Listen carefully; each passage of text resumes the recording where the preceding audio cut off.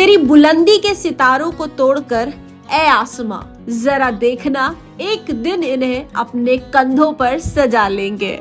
और कहते हैं ना, जब आप एक सपना देखते हैं तो हजार मुश्किलें आती हैं, लेकिन उन हजार मुश्किलों को जब आप संघर्ष से लड़कर आगे बढ़ते हैं तब सफलता भी साथ आती है।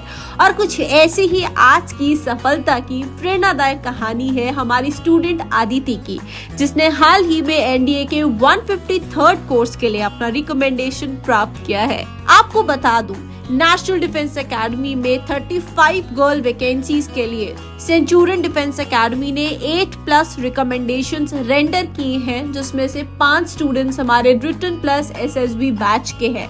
तो आज आदिति भी हमारे रिटन प्लस एसएसबी बैच की स्टूडेंट है, जो अपनी एसएसबी के एक्सपीरियंस एंड स्ट्रैटेजी को आपसे शेयर करने वाली है। तो all the upcoming aspirants for the NDA, जिनका सपना है एनडीए की जमीन पर कदम रख के अपने सपनों को चरम सीमा तक पहुंचाने का, ये वीडियो अंत तक जरूर देखिएगा। बहुत ही इंटरेस्टिंग इजी मैनर में व वेरी यूजफुल टिप्स के साथ में आदिति ने अपने एसएसबी के एक्सपीरियंस एंड स्ट्रैटेजी के बारे में आपसे शेयर किया है। जय Hind everyone, my name is Aditi Pandey and I recently got recommended from 3 FSB Gandhinagar with batch date from 8th of July to 12th of July. With reporting of 145, 80 got screened in and 14 got recommended. Now talking about my 5 days of SSB experience.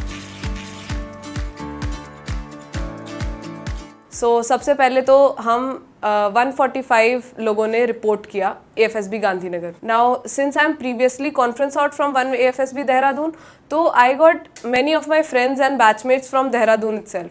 So we instantly connected and we were very happy that we are going to get the same batch and we are going to enjoy our stay. सबसे पहले starting हुई, we reported at 5:30 and 6 o'clock तक सारे लोग को अंदर ले लिया गया था AFSB गांधीनगर के। जाने के बाद जाते ही हम लोग को सबसे पहले तो वो स्मॉल डॉग चेक हुआ था कि कॉल लेटर और आइडेंटिटी प्रूफ, ये सारी चीज़ें।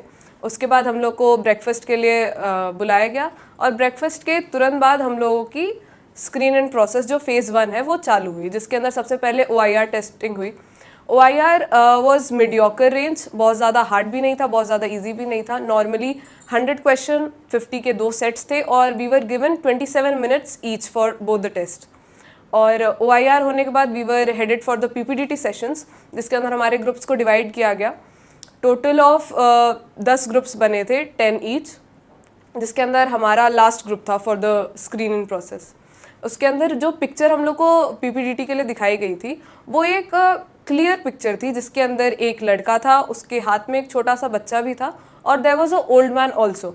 और सीन के हिसाब से क्योंकि एक अच्छी सी सनराइज दिख रही थी उसके अंदर, और नीचे जैसे what I could perceive was कि जैसे जब हम सीड सो करते हैं जो छोटे छोटे सैपलिंग्स रहते हैं वो I could see on the ground. तो मैंने एक सिंपल सी स्टोरी बनाई कि कैसे वो अपने नाना के साथ अपने विलेज फार्म को विजिट करने गया था विथ हिज नीस ऑल्सो। तो उसके अंदर उसने और सारी लोगों को अवेयर भी किया कि कैसे हम लोग ये सारे फार्मिंग की टेक्निक्स को और ज़्यादा इन्हांस कर सकते हैं, क्योंकि आजकल बहुत ज़्यादा फर्टिलाइजर्स यूज़ है तो उसके यूजेज को भी कम कर सकते हैं। It was a small simple story that I made. Now we went for the discussion also. अब डिस्कशन के अंदर because I was the 3rd chest number, तो 2 लोगों के बाद ही मेरा इंडिविजुअल नरेशन था। तो मैंने इंडिविजुअल नरेशन, क्योंकि मैंने सेंचुरियन में बहुत अच्छे से प्रैक्टिस किया था, तो individual narration was very confident and very clear I would say. उसके बाद होने के बाद डिस्कशन हुए। Discussion was a complete fish market, क्योंकि रिपीटर्स बैच था तो सारे लोग को बोलना रहता है उसके अंदर।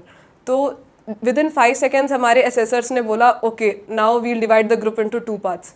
और 2 पार्ट में जब डिवाइड किया उसके अंदर भी बहुत ज़्यादा ही केओस था, बट उसके बाद भी हमारी जो अल्टीमेट थीम थी वो एक विलेज फार्म पे ही आके रुकी।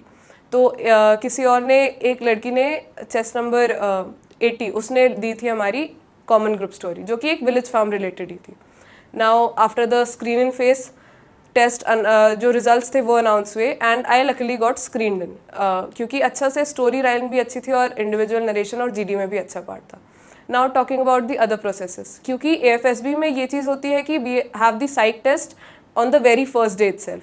तो हम लोग को एक पूरा डॉक्यूमेंट चेकिंग हुआ, बहुत ज़्यादा फॉर्म्स फिल किए हमने, और उसके बाद हमको 6 बजे की टाइम मिली थी साइक टेस्ट के लिए। अब साइक टेस्ट के लिए जो मैंने पिछले अटेम्प्ट में एक गलती की थी, that I did not take a rest. हम कॉन्स्टेंटली रिवाइज करते थे कि क्या टीएटी में प्रैक्टिस किया है, क्या वैट लिखे हैं। इस time I was very chilled, I was like कि नहीं, आराम से सोना है क्योंकि टाइम मिला हुआ है, और रिलैक्स करके साइक टेस्ट देना है। तो जैसे ही रूम्स अलॉट हुए, सतलज हमको अलॉट हुआ था, तो उसके बाद हम लोग आराम से जाके, जितने रिपीटर्स थे वो सारे एकदम चिल मूड में थे, हम सारे लोग आके तुरंत सो गए थे। और उसके बाद जब हम और लोग के रूम से गए तो वो लोग लिटरली वो बुक्स रिवाइज कर रहे थे कि अच्छा वैट के अंदर होम आएगा तो क्या लिखना है, हैप्पीनेस आएगा तो क्या लिखना है। सो हम लोग ने भी कहा कि चलो रहने दो, आराम से साइक देंगे। और 6 बजे जब साइक के लिए हम लोग गए तो साइक बहुत अच्छा गया था। न्यूट्रल पिक्स थी, उसके अंदर भी बहुत अच्छी अच्छी स्टोरीज।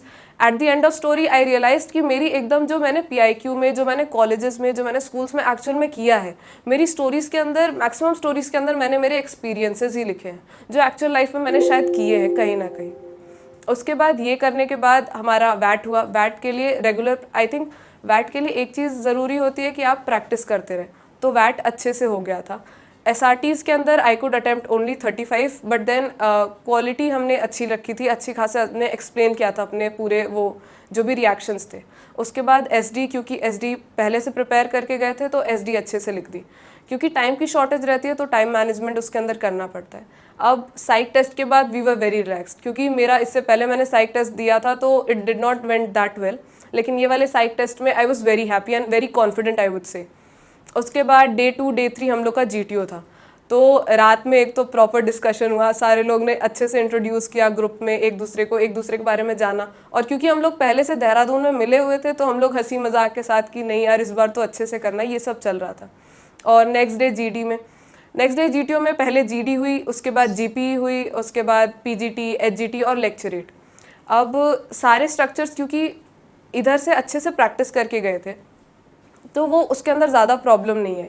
और लेक्चरेट के अंदर the topic that I did my lecturette on was labour rights. Labour rights के अंदर आई थिंक बहुत अच्छा टॉपिक मिला था मुझे, और उसके अंदर I could elaborate on various aspects as to what is the problem with labour and as to how these labour rights can be enforced in our society. ये Day 2 हो गया। Day 3 के अंदर I had my command task, my IO and also the final group task. तो ये सारे task होने के बाद I was very confident with my GTO performance, क्योंकि as compare to my previous attempt I did really well in my GTO। Now Day 4 my interviews was schedule at 1:30। Now उस time मैंने lunch नहीं किया था, क्योंकि lunch की timing 1 to 2 रहती है, तो आराम से एकदम चिल होके, कि ये था कि रिपीटर्स को ग्रिल किया जाता है कि आपने प्रीवियस अटेम्प्ट में क्यों नहीं किया, ये नहीं किया। लेकिन मेरा इंटरव्यू बड़ा सही गया था, इंटरव्यूअर ने ज़्यादा कुछ प्रीवियस अटेम्प्ट का पूछा ही नहीं, उसने वही PIQ वाले पोर्शन पे हमारा चला था कि कैसे अबाउट माई पर्सनल लाइफ, मेरी कॉलेज लाइफ, क्योंकि मेरा 1 साल हो चुका था कॉलेज के अंदर। तो he also asked about as to what are the activities that I have involved in and also what kind of, because हमारे कॉलेजेस में बहुत ज़्यादा NGO एक्टिविटीज़ भी होती हैं, तो उन सब के बारे में। उसके बाद लास्ट डे कॉन्फ्रेंस की थी, तो कॉन्फ्रेंस में क्योंकि ज़्यादा देर डिस्कशन चला नहीं था तो I was a bit scared, क्योंकि हम लोग के ग्रुप में ये हुआ था कि बहुत ज़्यादा लोगों का हो रहा था, डिस्कशन चल रहा था, तो आई वॉज लाइक कि कुछ दिक्कत वाली बात तो नहीं होगी। लेकिन फिर लास्ट में जब मेरा लास्ट चेस्ट नंबर था जो कि रिकमेंडेड वाली कैटेगरी में था, तो DSO आई जब रिजल्ट अनाउंस कर रही थी, now the last chest number, I was very scared, क्योंकि हमारे बैच में ऑलरेडी एक प्रीवियसली रिकमेंडेड भी थी जो कि लास्ट उसका चेस्ट नंबर था। तो आई वॉज लाइक कहीं उसको तो नहीं, या फिर क्या होने वाला है, क्या होगा, but I was at the same time very confident about my performance. उसके बाद जैसे ही चेस्ट नंबर 76 कॉल आउट हुआ तो आई वॉज लाइक जैसे करोड़पति में 7 करोड़ जो लोग जीत जाते हैं, उस टाइप से हम चेयर उठा के एकदम मस्त, बहुत ज़्यादा खुशी हुई थी उस टाइम। और मेरी एक फ्रेंड ऑलरेडी उधर स्टेज पे थी जो कि रिकमेंड हो चुकी थी, so we were very happy and ultimately it was like कि पिछले रिजेक्शन के बाद इस बार सिलेक्शन होने का और पिछली पूरी मेहनत सब याद आ गई थी। So I was very happy, I was overwhelmed. And then उसके बाद फिर एक पूरा डॉक्यूमेंटेशन हुआ था, बहुत ज़्यादा टायरिंग, क्योंकि हमारी कॉन्फ्रेंस ही 5:30-6 बजे तक चली थी। तो उसके बाद फिर रात में 11:30-12 बजे तक हम लोग की डॉक्यूमेंटेशन हुई and we were freed the very next day. So this was the experience and I would say it was a very memorable experience and a very exciting experience for me. Thank you.